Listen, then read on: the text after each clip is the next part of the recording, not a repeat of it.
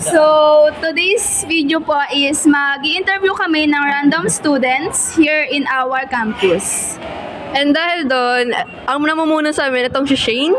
I'm the leader, so Shane Alvaro po. Kuya de Mesa. Jake Malian. Santa Banao. And we are very quad. Alam mo, tsaka anong strand mo? Ako po si Crisibel P. Diego, grade 12 Unity po. This past 2 years mo dito, sa pagiging sports, ano ang mga na-achieve mo?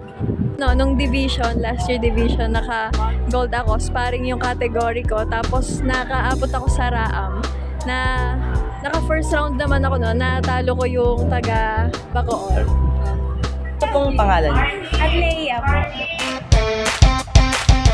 Tanong lang po, ano pong pinakamadaling subject po para sa inyo?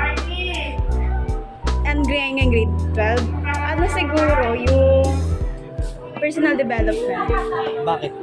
Ano kasi siya, parang nagtatakal lang siya sa struggle. Ay, hindi na nagtatakal lang. Nagtatakal siya sa struggles mo, sa mga stress, kung ano yung cause nito, mga ganong bagay. Tsaka mostly kasi, ano siya sa sarili. Abot siya sa sarili mo.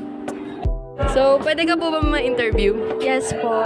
Ano po yung full name nyo, tsaka ano pong strand and section nyo? Mary Ann B. Hernandez, UMS 11 Grace. Bakit po kayo nag-UMS?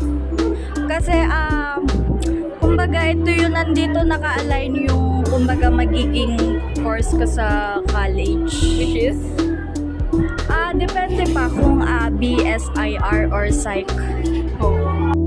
My name is Calvin Samuel Masidauco from STEM 11 Glory.